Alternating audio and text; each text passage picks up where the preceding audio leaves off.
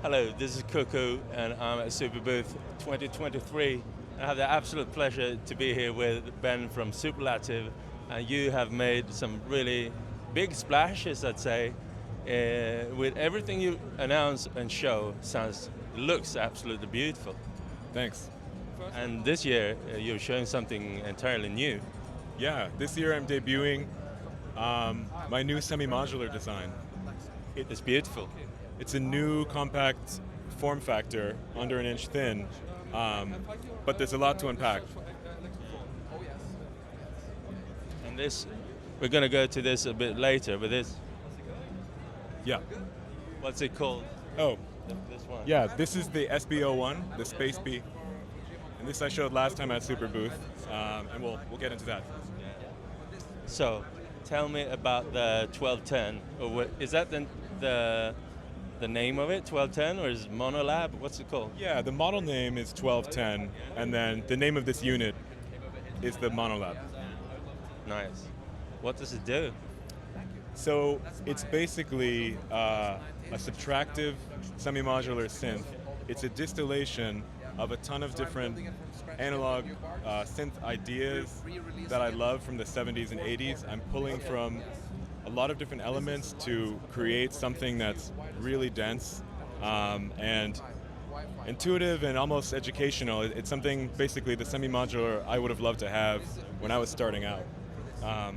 It has a clear conceptual mapping, but it also goes really deep with voltage control.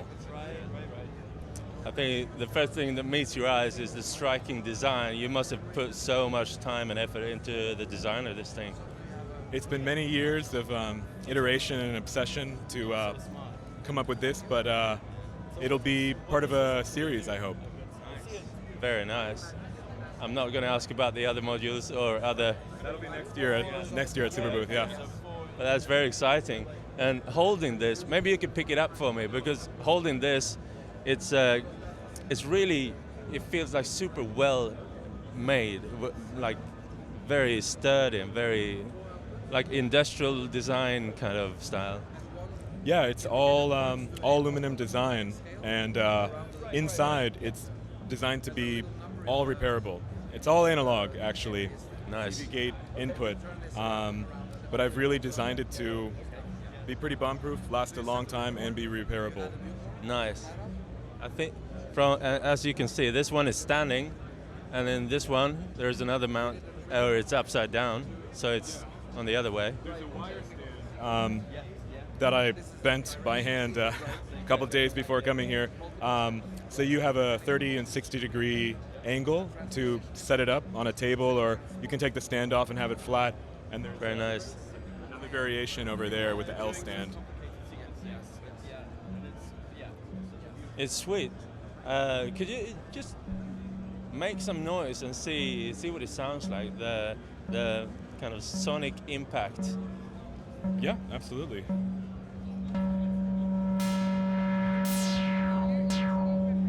It's a semi-modular, so it's pre-patched, right? Yeah, you have a pretty classic signal flow of your VCO out. It's all in the legending. Feeds right into your VCF input. That goes into your VCA. And you have pretty standard normalizations of your envelope. You know, that goes to each section, your LFO going to each section. But of course you can slice that up and reconfigure it and get really crazy. But the standard, without any patching, you'll get some really nice options for modulation, and it'll just make sound. Nice.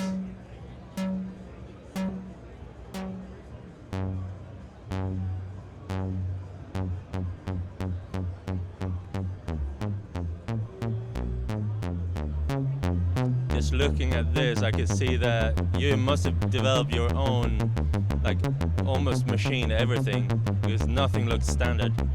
Everything's custom, just like the Space Bee. Yeah.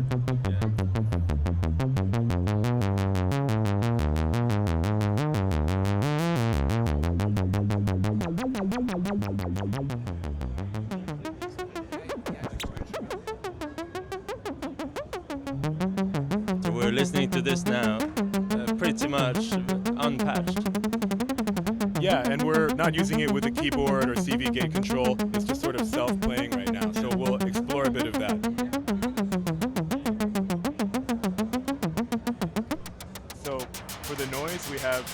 a nice kind of noise color. Nice. So you can get some kind of nice wave. This is something I really like from the ARP 2600. And we can bring in noise to actually modulate the filter cutoff.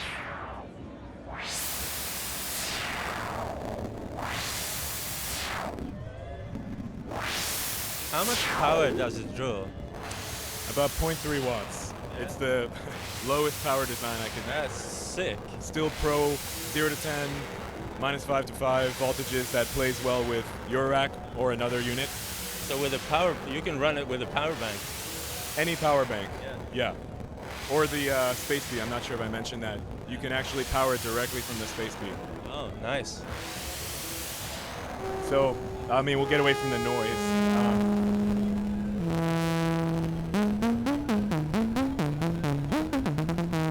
So we can bring in some. So the LFO is actually secretly kind of a VCO. Sick. That can go audio rate and is volt per octave control. So let's do a patch right here where we take the output of the envelope and we bring that to LFO rate control.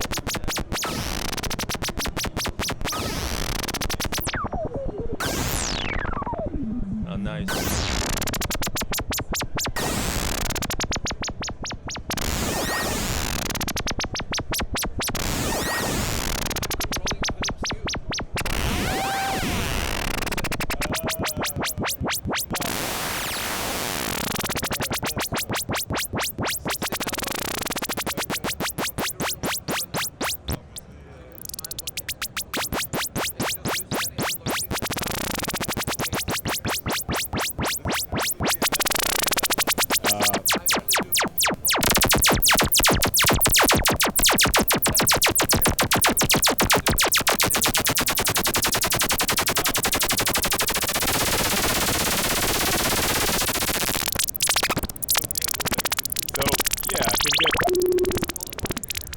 Crazy, but we can do something a little calmer.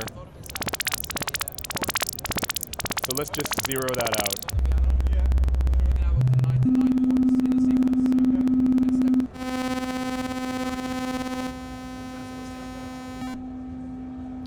I destroyed that module just a few moments ago with a huge static electricity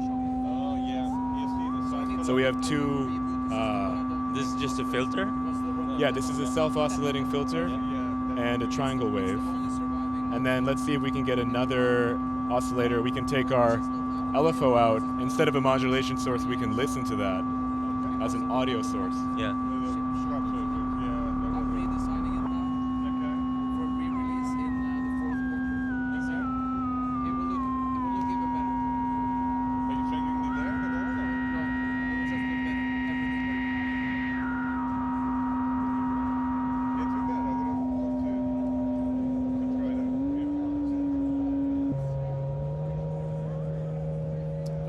Yeah, you can get some kind of dissonant drone stuff going on, I guess. Yeah. But yeah, you can zero that all out and just use it like a kind of classic little robust synth voice. It's basically kind of a love letter to subtractive synthesis, different modulars throughout history, and putting it all together again in the most compact format that I could. That's great for learning because of how clear it is. I've spent a lot of time with this interface, but also a lot to unpack, a lot of depth. You can get crazy. You can do like formant type stuff or heterodyning. Just like I just soldered this together a week before coming to Superbooth, like it always is, and just scratching the surface of what can be done. So hoping to do some more deep dive videos and announce more specs and stuff like that. But I just was so excited to debut it and started to see what people think. I think it looks absolutely beautiful. I think most people have had like when they see it, they'll be like, "Oh, this is beautiful. I want this. Where can I get one?" What will you say to them? Hoping to ship this fall. Yeah, this one's pretty much ready. Shipped this fall, same time as the Space Bee. Nice. And we're not announcing the price just yet, but I can already see that this is premium in all the way through. So don't expect this to be something you buy at a local supermarket. Maybe. Depends what, Whole Foods, something like that. Well, what about the other one, the black fellow over here? Yeah, so this is from last time I was at Superbooth. This is the latest.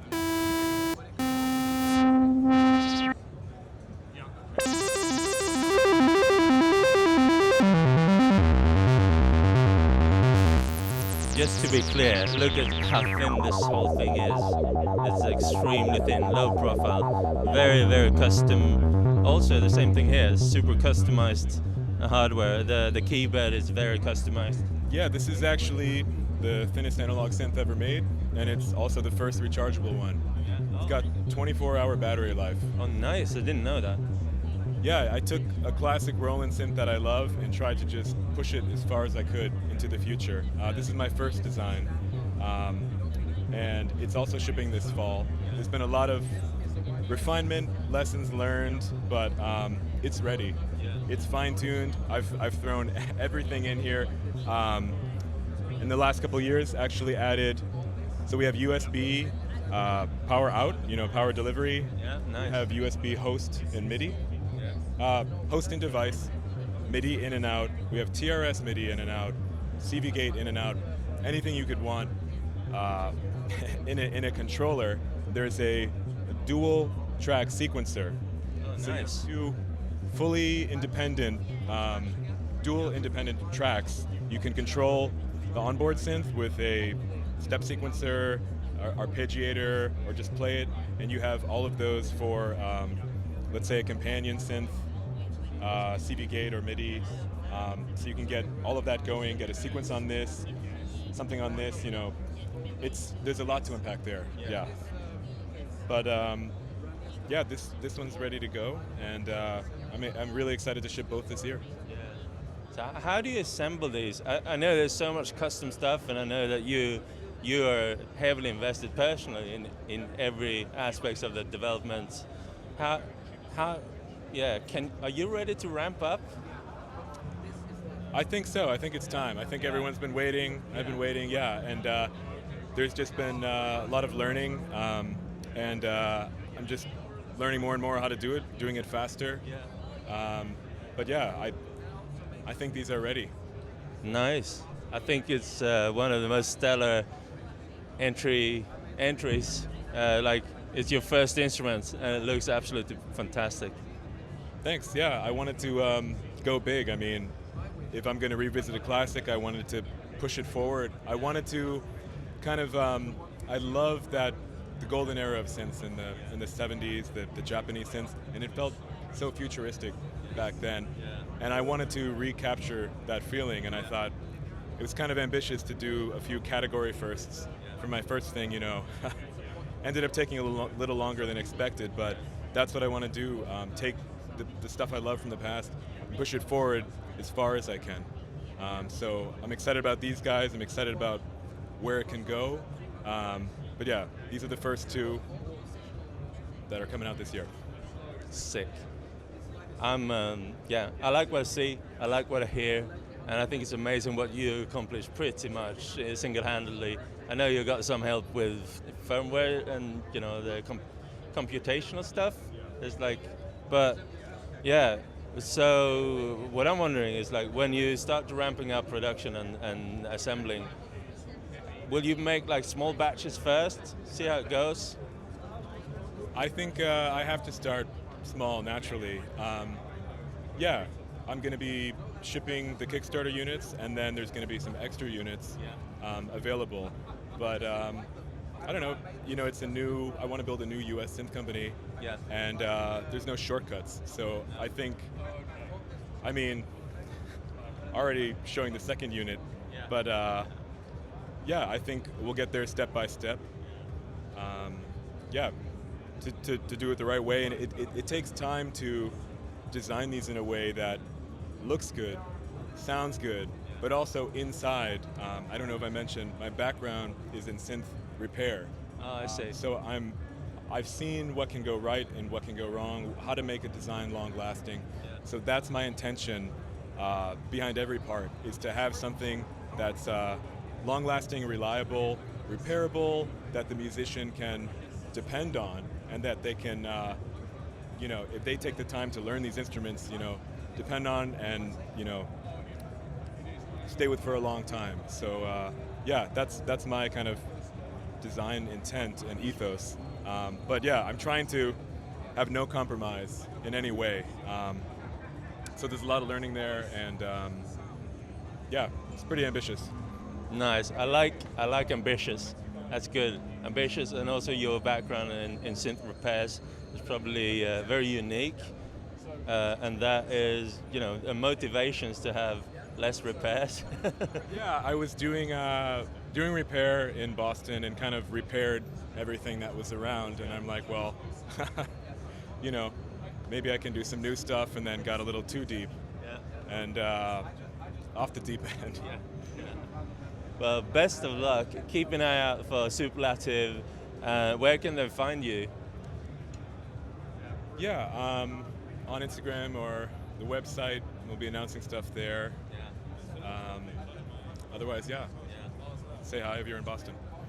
Cool. Thank you so much. I appreciate it, man. Thank you.